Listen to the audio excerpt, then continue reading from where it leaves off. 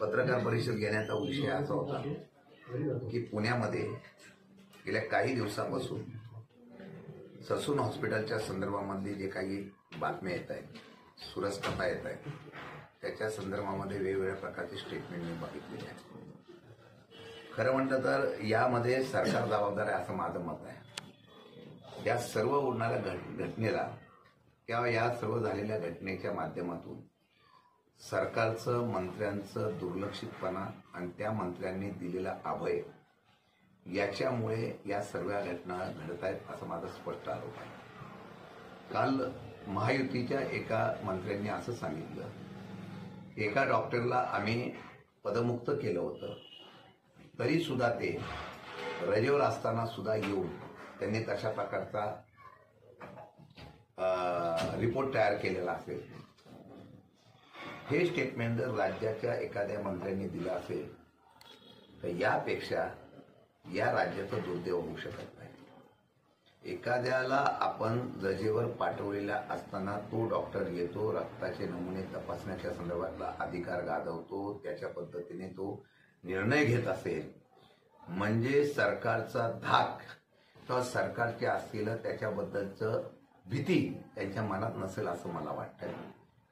सांगण्याचा उद्देश एवढाच आहे की या माध्यमातून जी काही चौकशी समिती नेमलेली आहे हा फार्स असेल किंवा आत्ताची सर्वांची ही भावना लक्षात घेऊन वेळ काढूपणा आहे का याचा निर्णय, याचा खुलासा हे संबंधित मंत्र्यांनी किंवा संबंधित सरकारने करणं गरजेचं आहे.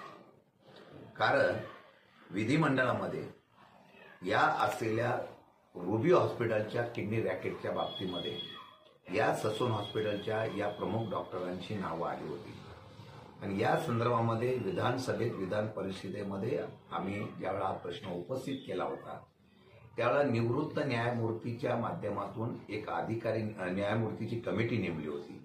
त्या कमिटीचा रिपोर्ट आल्यानंतर आम्ही संबंधितावर कारवाई करू किंवा काही करायचं अशा प्रकारचा निर्णय घेऊ असं उत्तर आम्हाला या ठिकाणी दिलं होतं. मी यावरून 2-3 प्रश्न शासनाच्या माध्यमातून विचारतोय, सरकारला विचारतो, संबंधित मंत्र्यांना विचारतोय. त्या निवृत्त न्यायमूर्तीचा अहवाल अजूनपर्यंत दाखल झाला का?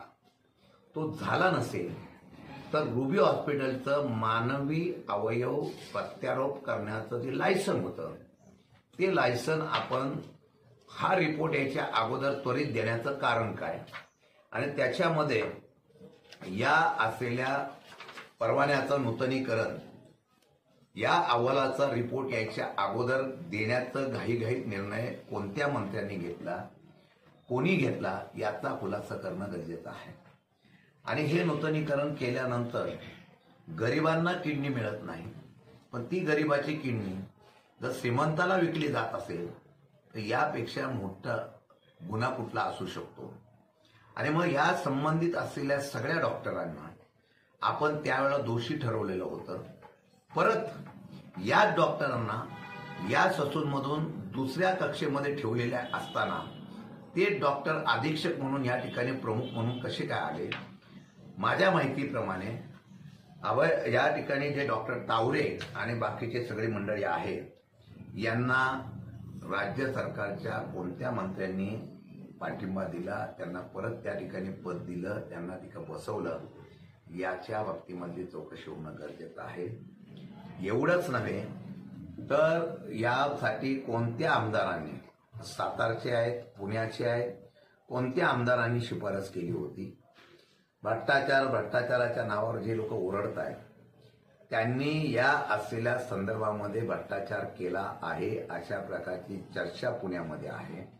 फार मोठ्या प्रमाणात रुबीच्या या किडनी रॅकेटमध्ये, ललित पाटील प्रकरणामध्ये किंवा आता झालेल्या ह्याच्यामध्ये या संदर्भामध्ये फार मोठ्या प्रमाणामध्ये डील झालं अशा प्रकारची चर्चा आहे. याची चौकशी सध्या असलेली समिती करेल का? किंवा आता जी चौकशी करण्यासाठी आम्ही मागणी केलेली आहे की सीबीआयच्या माध्यमातून ही चौकशी करावी. त्यात कोण कोण आहेत जे अगदी लोकप्रतिनिधी म्हणून उधळ माथ्याने सांगतात की आम्ही भ्रष्टाचाराच्या विरोधात लढतोय, अशा प्रकारचे कोण आहेत त्यांची नावं आपण जाहीर करणार आहात का? आणि कोणत्या मंत्र्यांनी हे लायसन नूतनीकरण केलं? न्यायमूर्तीचा अहवाल यायच्या अगोदरच त्याच्यावर कारवाई करण्याच्या बाबतीत घाई का केली? आणि मग जे माणसं सातत्याने ससूनमध्ये वादग्रस्त झालेली आहेत, ज्यांना निलंबित केलेलं आहे, ज्यांना बदली केलेला आहे, त्या लोकांना परत ससूनमध्ये कुठलं सर्टिफिकेट देऊन आपण परत तिथं त्या ठिकाणी बसवलं? जे कोणी दोषी मंत्री असतील त्यांनी तत्काळ राजीनामा दिला पाहिजे. माझ्या माहितीप्रमाणे सरकारमधल्या प्रमुख असलेल्या नेत्यांनी आणि मंत्र्यांनी या लोकांना परत बसवण्यासाठी त्या ठिकाणी निर्णय घेतलेला आहे असं कळतंय. याचा खुलासा सरकारने करावा आणि त्याच्या बाबतीमध्ये यात पूर्णपणाने जी चर्चा आहे हे अशा प्रकारचा भ्रष्टाचार झालेला आहे आणि लोकांच्या गरिबांच्या असलेल्या ससून हॉस्पिटलमध्ये एक भ्रष्टाचाराचं कुरण आणि लोकांच्या जीवनाशी खेळण्याचा प्रयत्न जो करताय त्यांना सातत्याने तिथंच बसवण्याचं कारण काय? त्यामध्ये त्याचा खुलासा आणि त्याच्या बाबतीत चौकशी करावी अशा प्रकारची मागणी माझ्या इथं आहे. आणि मला वाटतं की या बाबतीमध्ये खुलासा जर केला नाही तर या असलेल्या सर्व गोष्टीच्या पाठीमागं सरकार आणि त्यातले काही मंत्री, काही प्रमुख लोक याला पाठीशी घालतायत असं निश्चितपणाने लोकांच्या मनामध्ये भावना आहे.